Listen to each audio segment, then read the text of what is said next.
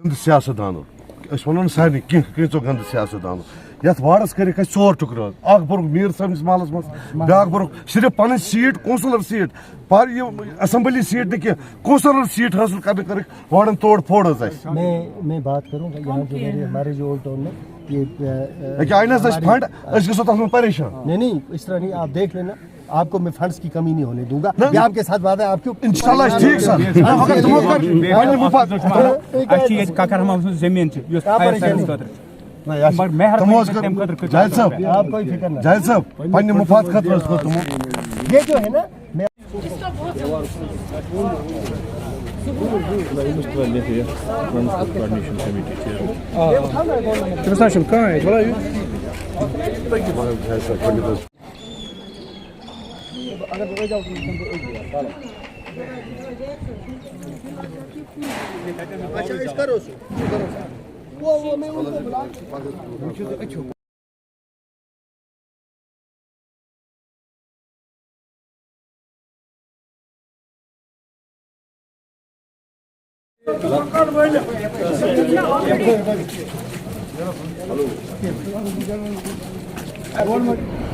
इसके दो पहलू हैं जी।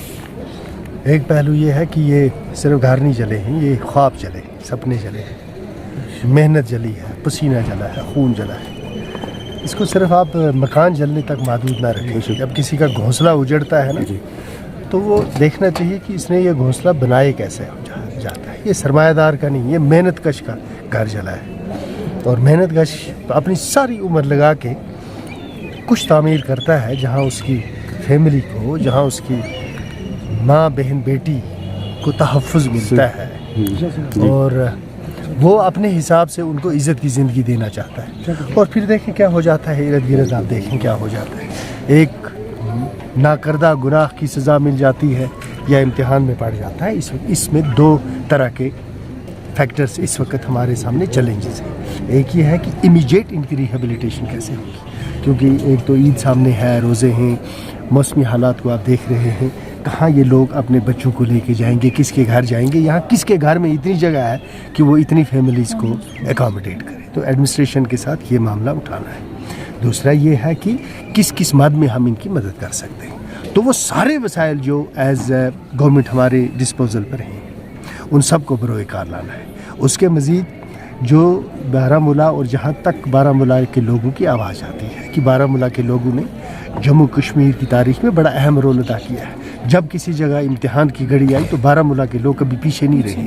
बारामूला की सिविल सोसाइटी हो, ट्रेडर्स हों, बारामूला के पढ़े लिखे तबके हों, जितने भी लोग हों, आम आदमी हो, सिविल सोसाइटी हो, ये हमारे फेटर्निटी है लॉयर्स की, तो ये हर वक्त हर जगह आगे आगे रहे हैं। तो आज हम सबको इकट्ठा होना है और न सिर्फ इस बात को यकीनी बनाना है कि ये जिनके घर जल गए हैं इनको इज़्ज़त के साथ रिहेबिलिटेट करना है, बल्कि इनके दुख में भी शामिल होना है। तो उस सिलसिले में यहाँ से निकलने के बाद मैं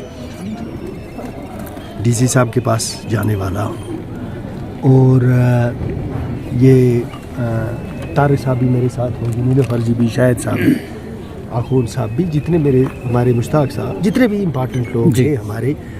ये इस वक्त कोई सियासी मामला नहीं है। मैं अल्लाह को हाज़िर नाज़िर रख के कहता हूँ ये सियासी मामला नहीं है, ये इंसानी मामला है। सियासत उसका एक जुज़ होती है, कुल नहीं होती।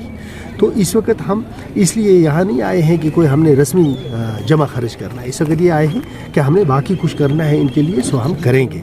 तो आप देखते जाएं कि एडमिनिस्ट्रेशन को हम यहाँ रिक्वेस्ट करेंगे और फिर ये रिपोर्ट दे देंगे हम ऑनरेबल चीफ मिनिस्टर साहब को। फिर आगे असम्बली आने वाली है, उसमें बात करेंगे। तो ये जो एक इम्तिहान है इसमें से निकल जाएंगे इंशाल्लाह, इज़्ज़त और विकार के साथ निकल जाएंगे। जैसे दूसरी बात यह है कि मैंने मैं शुक्रिया अदा करता हूँ यहाँ की सिविल सोसाइटी का, यहाँ के नौजवानों का, मस्जिद कमेटियों का, जिन्होंने ये इस आग को बुझाना कोई आसान काम नहीं था। क्योंकि आप देखें ये दिल में आग लगी है, जब दिल जलता है तो सारी बॉडी जल जाती है। ये कमाल है कि दिल में आग लगी और इन्होंने बाकी जिस्म को बचा लिया है। तो ये सारे नौजवानों का, सिविल सोसाइटी का, आर्मी का, पुलिस का, एडमिनिस्ट्रेशन का, जो ये सबका हम लोगों को शुक्रगुजार होना चाहिए और अल्लाह ताला से मदद मांगनी चाहिए कि हालात ठीक हो जाएं। दूसरा, मैंने पुराने कस्बे में अपनी CDF में से 80 लाख रुपए का ऐलान किया है कि मैं पुराने कस्बे की जो अर्जेंट रिक्वायरमेंट्स होगी ये फैसला कर लेंगे कि ये 8 वार्ड हैं, हर वार्ड में 10-10 लाख का प्लान बनाएंगे, किसी जगह 10 का बनाएंगे, जिस तरह की ज़रूरत होगी। तो मैं 80 लाख रुपया जाने से पहले इनके डिस्पोजल पर रख दूँगा, ओल्ड टाउन के डिस्पोजल पर रखूँगा, जिस पे काम शुरू हो सकता है। ये जितना जल्दी इसमें ये मशवरा करके सारे देंगे उतना जल्दी।